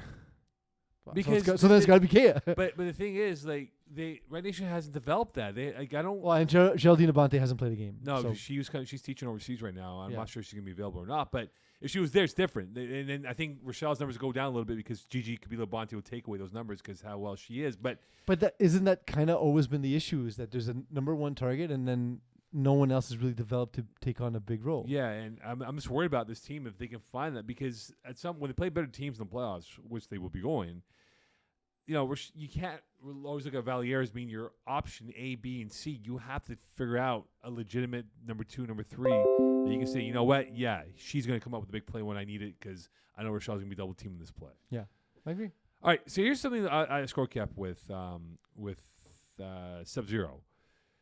Laurence Papillon, who we love, and Sarah Parker, who we've adored for many years. Mm-hmm. They're putting up some video game numbers in women's this year. I mean, it is almost a joke in a good way on how they have just dominated this division from top to bottom here. Now, what's more likely to happen with these two players here? Can Laurence Papillon hit 1,000 yards receiving with one game less played, or Sarah Parker not throwing an INT in this division? Laurence Papillon is ostensibly on her way to getting to 1,000 yards. She's not exactly at that, but she's kind of like, if she plays the remaining 5 games on her schedule, she can get there, absolutely. She's been absolutely phenomenal. I don't think that we saw the 17.4 yards per catch coming, but she's been that. She's been not only just a threat in the red zone, she's also been the driving force for the offense. That said, I saw Sarah Parker play this season. I got a chance to see her play twice. Basically, she's getting everything she wants. I can't foresee, short of like a ball being tipped that she didn't expect and getting intercepted, I can't see her making a mistake with how good this roster is and how good she's been playing. Laurence Papillon is a human joystick. You can line her up inside, outside, and she just kills these DBs. Poor DBs yesterday in the win that they had on Tuesday. It was literally she ragdolled these DBs. Like, they were literally Bambi on ice on the field when she was open, like 20 yards open. I was like, what is going on over here, you know? and I am pulling for it to hit 1,000 yards because that is a rarity in FPF. Yeah. And to do it with one less game So played. in women's, there's more passing yards in Yes, general. there. By So design, there is yes. something to note, but it doesn't take away from the accomplishment. 1,000 yards is insane. It's insane because like we think of 1,000 yards as a big deal in like the NFL where players play 17 games now, Yeah. and it's a 100-yard field. Like the fact that she's doing that on a 40-ish yard field is insane. And to do it in one less game would be massive. So if she had 10 Well, full she's on kind of. I mean, she's averaging enough that she'd fall just short of it, but she's like a big game away from essentially being on her way to getting 1,000. I think she's going to hit 1,000. I'm pulling for that to happen. I hope so and too. Like to be fair, I'd want both those things to happen because Yeah, those are both insane accomplishments. without a doubt. On to Division D. Bandits. I got to see them play. They by the way, didn't take bullets for you. I threw you under the bus. Yes, thank you. because you deserve it. Because you didn't take bullets for me, and I Perfect. knew you wouldn't. Excellent. They dapped me up after the game because they thanked me for believing in them. And I said, guys, you're giving me a lot of credit. I just said you're a Division 4 team that moved down because you struggled, and you should be good in this And division. just like how the Backyard Bullies moved down because they struggled themselves. Yeah, except they don't have a long-established quarterback like Howard Sean Avram. They have heroic Emil Scaff, who's learning. He's the position. heroic. He is. Oh, he's a pioneer. You think they're the same ability? We are having the same discussion about teams struggling. They both dropped down. I'm saying that I look at nuance, and Mokan, you're very superficial. You just look at what people have to offer on the surface. The thing is, Emil You know Scaff what? has not been They playing. are going to be one and done in the playoffs. Bucket. Bucket. Am I the only one who thinks guy wearing number 12 actually looks a little bit like a young Tom Brady? He looks like Sunshine from. I can see it. he I look can at- see it. He looks like Sunshine from Remember the Titans, actually. So Trevor Lawrence? That's a Huntsick, though. What? So you said bandits. Yeah, but that's a Huntsick. Division D bandits. No, just No. There's a bandits in Division Bandits, D. and there's a Huntsicks. Yeah, the bandits. Bandits. Emil Scaife. Yeah, the bandits. Eagle. From now on, whenever you make a mistake, you could just blame AI. Yeah. I did that this week on Instagram. It made me super happy. It's the bandits. In Division D. And Nope. there is that Bandits with the name Bandits. So I was at the game. Willpower was. Oh, those bandits. Oh, I thought it was the Bandit, No, not yeah, those Eagle, Bandits. Eagle was buying time because the internet was bleeped up. buffering He again. bleeped up. He bleeped up. Yeah, maybe if someone wasn't streaming the basketball game at the same time, we would have better internet. Yeah. I angle that. this way. So the thing There you is, with regards to that game, Willpower was throwing for Idaho Utipimps. They had a lead going into the second half. It looked like they were just going to manage. They were just going to manage the game and outmaneuver them. But Bandits made some adjustments. Willpower used his legs, but made some mistakes throwing. The last play of the game, he aired it out, put it towards the front of the end zone. Angelo Moralato saw it coming. He picked it off. He took off. It was a pick six to end the game. So it was like, I know it's a 10-point margin, but it was a 1-score game with the game on line. Willpower throwing it to the end zone. Like given that that's how the game worked out, that's what you want if you're Idaho Utipimps. But honestly, kudos to Bandits for fighting.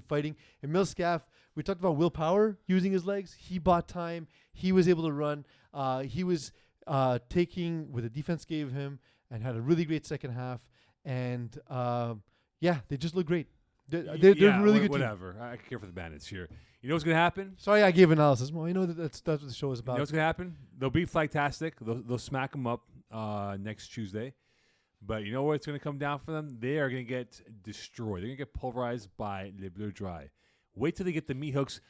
Bandits, get the camera on me. I love that you started saying that before you knew who they were playing, and then you're like, please be a good team. Please be a good team. Please. Yes, all right, here we go. Wait till they get the meat hooks on you boys, okay? You are not going to stop their deep ball. You're not going to stop their defense. They are monsters. What are we betting? I need to bet. No, we have to. I'm not going to bet. Oh, my God. I You're the need to worst. bet. I need It's to bet. okay. Peas will take bullets for you. Yeah. Of course, like he did. Yes. No, thank well, you. you didn't for me, so. Yeah, of course. You did. We looked at the definition. You clearly don't know what you're talking about. Le Bleu Dry are air raid offense at its finest. They are fun to watch. Fred Junot's had a great start to the season.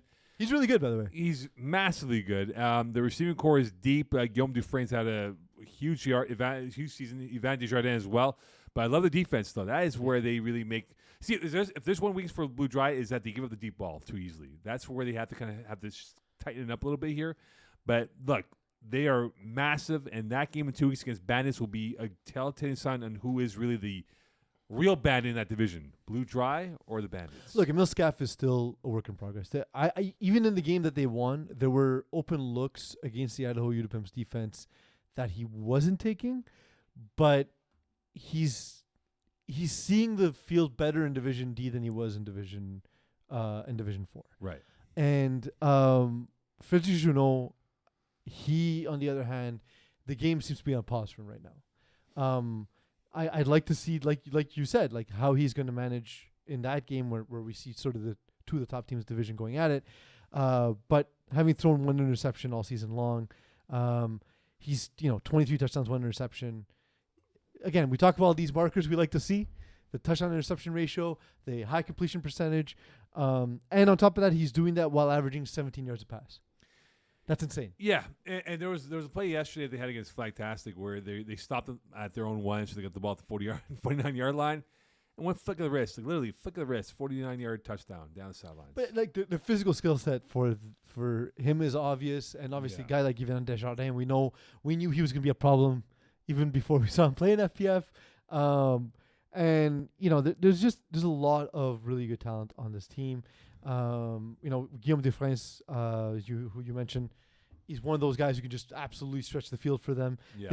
They have size, they have speed, more size than speed. I would say. Right. That's kind of why they give up the deep ball at times. Yeah. But whatever, they can score, so that's all that matters in flag football, man. If you could score, it doesn't matter if you can stop anybody. So. All right. I need to go take a washroom break over here. All right. By the way, we have to clip this segment according to Iggy's notes. I don't know if you saw that in Iggy's notes here. But should I give my the last question that we have for Division? Okay, I'll have Eagle pose the question to me, and then I'll answer in. And I'll come back in because I have my teams ready it's to go. Mid show meeting. We'll wait for Mo to leave. I know. I want you to be gone from the frame so I can get it in all properly and everything. We're setting up a clip. Hey, we always said we wanted to take people in to sort of the back end, right? To see, because as much as the show is a show about flag football, it's kind of a show about flag football too. Okay, right? Like that's Truman. Yeah, that's kind of been my idea since we started with this, right? So, Peas, if you look, give me 1 second, dude. I'm still bringing up. That's why I was filibustering about talking about the show. I thought I give you the eyes, man. I figured you had it up by now. It was no, I opened schedule instead of standings. Peas, we're now at the halfway point of the season. Is there a team you're worried about in Division D that could have a dramatic fall down the standings?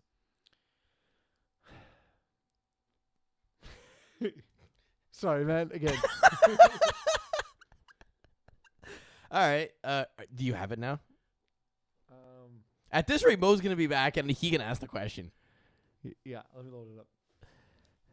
But you knew what the question was. I understand. I understand. The internet's moving incredibly slowly. I'm very much aware. I'm plugged in, and it's still terrible. It's bad. It's really bad. Yeah. Okay. I'm good to go. Ask me again. All right, let's try this again. Peas, we're now at the halfway point of Division D and this season. Is there a team you're worried about that could have a dramatic fall down the standings in the second half? Yeah. For me, that team's Bandits the Huntsic. Not Bandits. Not to be confused with Bandits. They're great.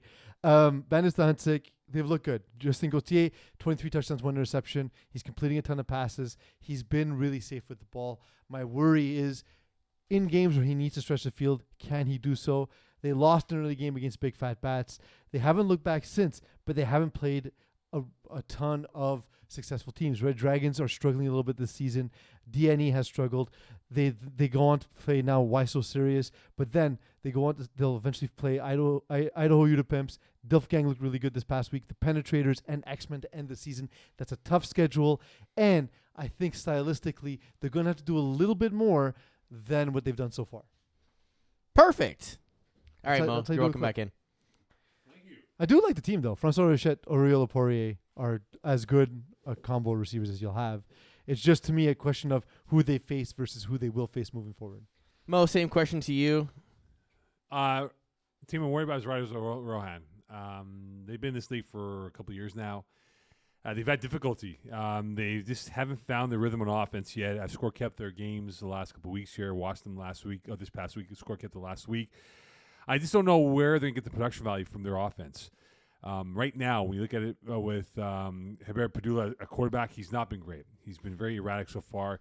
They have not been able to move the ball. They had difficulty playing against bigger, stronger teams that in that sense here.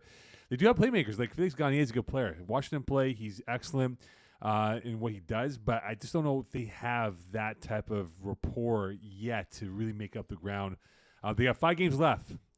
Friends of Danny, not going to be easy. Stars for us are a decent team. They play that really yucky game at times. Your penetrators, I'm not sure they're going to beat them. Big Dragons, no regrets. Might be wins, but if they're going to put it together, you got to pull off an upset in the next 3 games. So I'm worried about them moving forward and where they're going to be at the end of the season. Who won? Clip-wise, you fit a better 60 seconds in. Yeah. How many seconds did I have? 75. Oh, whatever. I was counting in my head as I did it. That's fine. That's fine. It's funny because neither of us are particularly great at tip giving. So Division B. On to Div B, yes. On to Div B now. Look, the Submergent brothers are back. They're with Ambush.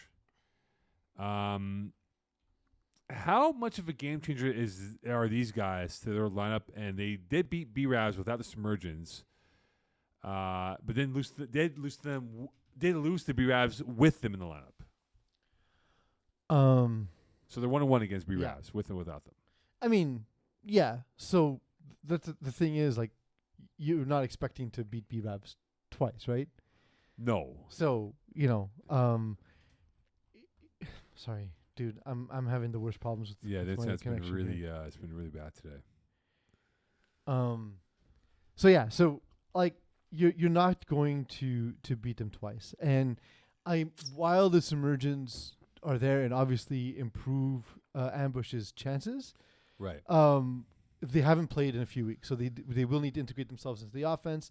They're playing with Ben McMahon, who they don't have an extensive history playing with before, and then B-Ravs, like, they put up 46 points, and there's just some days you're not going to stop Joe Mayer, and that's one of these days. Will Paquette had a great game for them, as did Emile Chateauvert. They're excellent, man. Like they are who they are, and we know that going in. So it's not surprising. I don't think it's the Submergents' fault they lost. Like, No. they had good games. They're obviously a better team with them on the roster. It doesn't guarantee you victory, and especially not when you're playing against B-Raves. But that's what that was. a good roster that Ambush has assembled. Yeah. But sure. But like going into, James Drives. would you ever make Ambush the favorite going into a game against B-Raves? No, So there we go. I wouldn't. But The expected team won. yes, this time around, right? But you look at James Drysdale, Kevin Donnett, who's had that long-term relationship with Benny McMahon on the football field and as friends as well. James O'Hayan, those are no slouches. Chris Colatino, Antonio, beg your pardon, he's a good player as well. They have decent guys, right? And they'll play Mangoose on Tuesday in Brossard. And that's a great game. That's a game that I'm curious to see how that plays out, because there's different styles from both ends here. But with the Submergers now involved in this equation, I just think it gives them a different profile, a different threat on both sides of the football. And it gives Benny a big target, right? These are guys who are lengthy players that Benny has not really had in his system. Yeah. Really, it's guys these are 2 guys who are 6'3", 6'4", run like gazelles out there, good route runners, strong hands. And I think if Benny throws it up to one of these guys, it just gives him that different dimension that he's been lacking maybe in years past as a quarterback now. Yeah, I think so. Again, it's going to take them some time to fit in, and that's a tough game. And, like, you're kind of heading into a game against B-Raves hoping that A, they're going to be off their game, or B, you play a perfect game. Right. And they didn't play a perfect game, and B-Raves did. And that kind of game it's a make or miss league in that way, right? Like, sure. it's a league where if you're going to score every drive, you're going to win, and that's what B-Raves did. For sure. You know.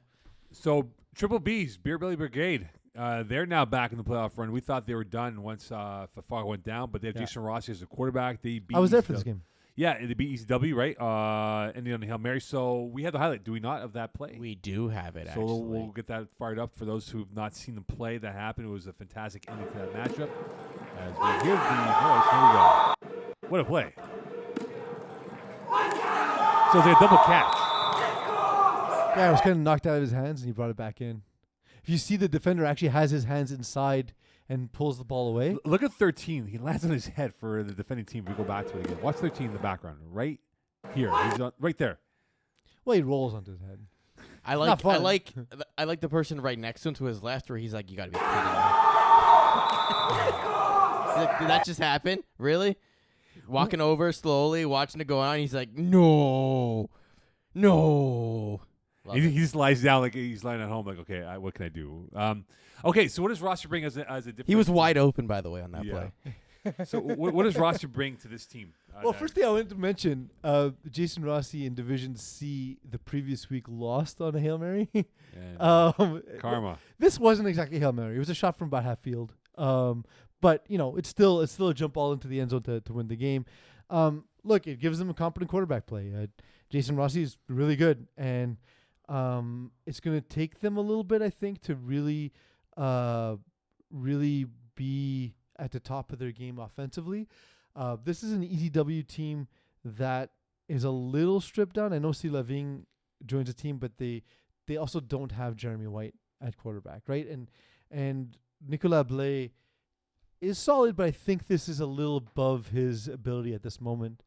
And so what we saw was a quarterback with more experience in this division being able to pull out the win. Yeah, it took some heroics, but he put them in a position to win the game, and that's what he's going to do every week for them. He's going to put them in positions to win games, and it's a matter of time before they adapt to Jason Rossi's quick release style versus Fafard's buying time and rolling out and using his legs. Not that Jason Rossi can't run, because he does, but his style is just to get the ball out of his hands quickly. I think he makes them relevant.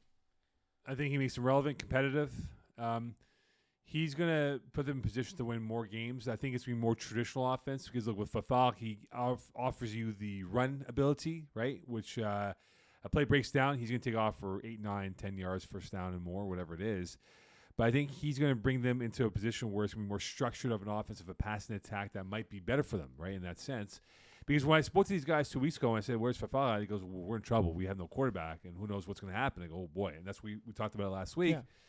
And the next day, by the way, Alex Fafard posted looking for help. Yeah. And they got that help. Yeah, And and I hope he gets better soon. And it sucks to suffer an injury, especially in flag. And Right. it's cool that they were able to adapt. Exactly. And now I think they become more intriguing to watch, right, and what they can do moving forward with Rossi. So I'm excited to see what they do now because they're a good team. They have some good players on offense, and this is now a chance for them to get back in the playoff structure, which they are now.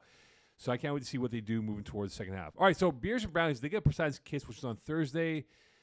But the bigger game for them is against they play them back-to-back, I beg your pardon. Sorry, hold on. That's what I meant to say. They play them back-to-back this Thursday. Hold on, why are they playing back-to-back? Oh, because of the rainouts, right? I don't know. I beg your pardon. Let me correct myself. They play Poseidon's Kiss this Thursday, June 8th, and then they play Mangoose on June 11th this weekend. That's what I meant to say. So those are two big games here. The Poseidon's Kiss, we want to preview it, even though we're going up here on Thursday, or you want to do the Mangoose preview? That's more of a longer play because it's on Sunday.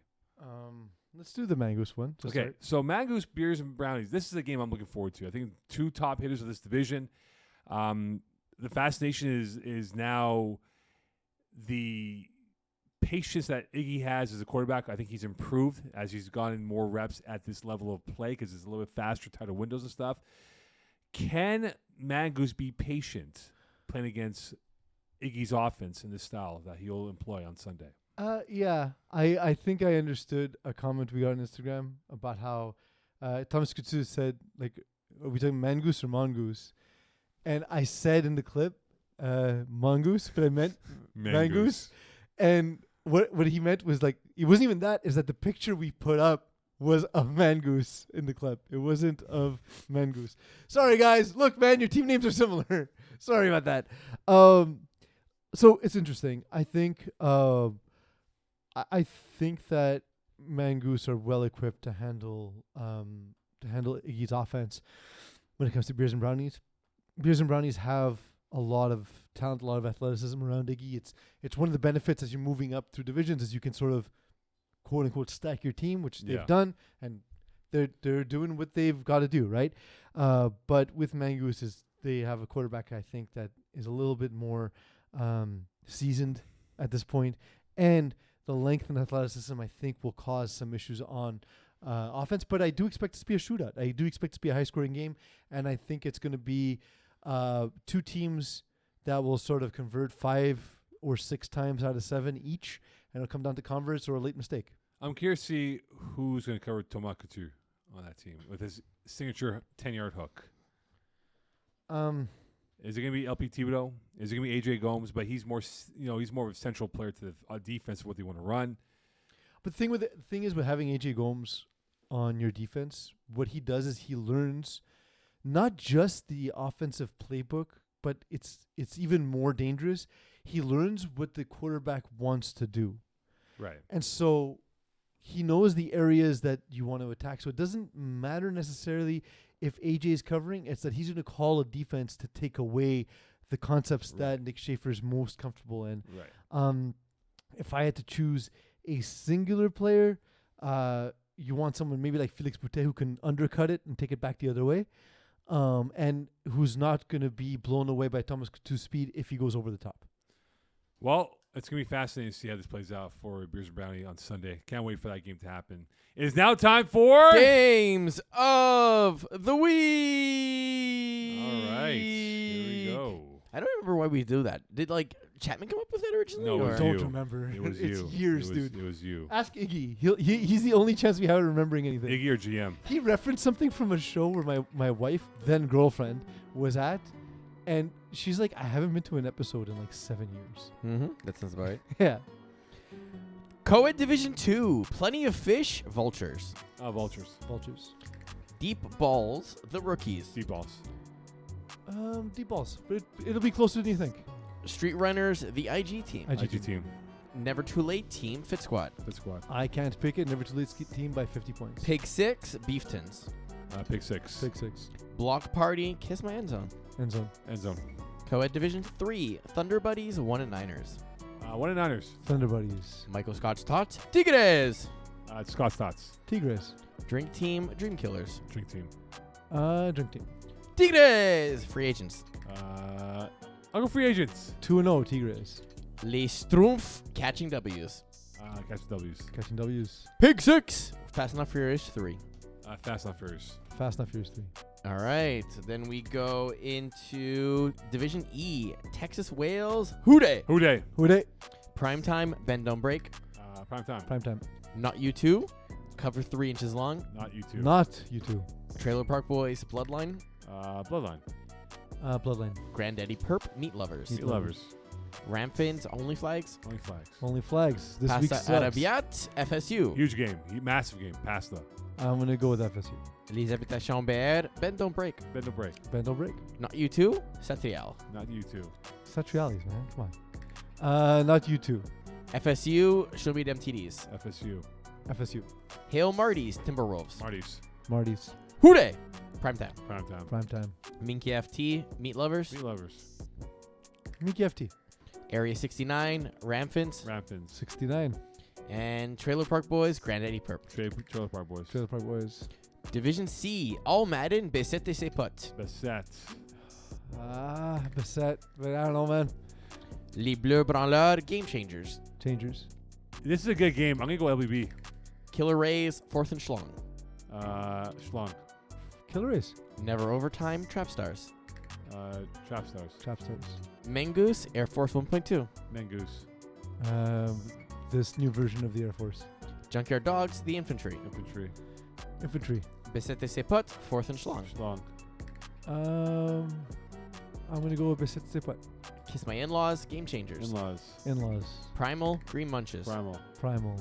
Flag Fools. Diamond Bougie. Dime. Dime Bougie. Dirty Birds. Les Bleus Branleurs. LBB. LBB for this one. Backyard Bullies, Hot Sauce Sports. There we go. Hot Sauce Sports, Backyard Bullies. You know what? You're right, Peas. I There we go. apologize. Let's go with Backyard Bullies to win. Well then you'll finally be taking bullets because I'll be right. Yeah, I'm sure. Backyard Bullies will lose by 50, but I can't pick it. Repeat Offenders, Primal. Primal. Primal. Sharks, The Commission. Sharks. Sharks. Division A, #NR, the Jamesons. Jamesons. Royaume Luminaire, KGP. KGP. Party Crashers, All-Stars. Great game, All-Stars. All-Stars. Women's Division, Touchdown for what? WOS. OS. Touchdown for what? Sub-Zero, Les Petites Miettes. Sub-Zero. Sub-Zero. Wolfpack, Blue Thunder. Thunder. Wolfpack. Close one. In a close one. X&X, BIT. BIT. BIT. Red Nation, Supernova. I'm going to go Supernova. I kind of picked Supernova earlier in the show, so I'll pick Red Nation now. Les Petites Miettes, BIT. Petit Miette. Petit Miette. And The Rock, WOS. The Rock. Rock, yes. Division D, Big Fat Bats, Save the Turtles. Fat Bats. Big Fat Bats. Blitz Sisters, Every Inch Counts. Blitz Sisters. Blitz Sisters. Dilf Gang, Red Dragons. Dragons. Dilf Gang. Blues, The Rude Sacks. Shacks. Root Sacks. Big Dracos, No Regrets. Dracos. Dracos. Longhorns, DNE. If they show up, I'm going to go with Longhorns instead. Same note too, bro. Stallions, The Penetrators. Penetrators. Penetrators. West Island Boys, X-Men. X-Men. West Island Boys. Les Renards Vifs, Les Petites Carottes. LPC. LPC. Les Bleus Dry, Studs R Us. Blue Dry, baby. Blue Dry. Dilf Gang, Balls Deep. Ball Steve. Balls Deep. Flagtastic, Bandits. Bandits. Bandits. Friends I with thought they were Danny. going to lose every No, game. they'll beat like that. Okay. So they'll get crushed by Blue Dry in 2 weeks. Friends with Danny, Riders of Rohan. Danny. Danny. Les Petites Carottes, Blitz Sisters. Sisters. Blitz Sisters. The Penetrators, Why So Serious. Penetrators. Penetrators. Les Bleus Dry, Glory Boys. Blue Dry. Blue Dry. Primetime X-Men. X-Men. X-Men. Every Inch Counts, Big Fat Bats. Big Fat Bats. It's a funny compliment of team names. Yes. Big Fat Bats. And lastly, Division B, Poseidon's Kith, Run It Once. Run it once. RIO. Mangoose, Beers and Brownies. Beers and Brownies. Beers and brownies. Poseidon's Kiss, Easy W. Silence Kiss. Easy W. Ambush, Mangoose. Ambush. Ambush. And Easy W, Blessed. I'm going to go with Blessed. Blessed. And that is our games of the week for this week, guys. We made it. All right, we're halfway through the year. Check your schedule. Please check your roster. Make sure you have 5 plus. Don't forget, Laval, keep it clean. And if you're going to drink alcohol, do it discreetly in the parking lot. They're not going to stop you there. All right, guys? Match words, please. Yeah, so I guess it wasn't going to be PSG or Saudi Arabia. No. Good night, Lionel Messi. Good night, Jake Eichel. Oh. Jake Eichel. Yeah, well, It's Jack Eichel. it's Jack, but it was his fault. Head down, man. That was straight up how Lindros Wait, stopped happening playing. again tonight? No, happening. Oh, okay. I was like, well, yeah, It's just a great clip. tomorrow, yeah. Great clip. Bye.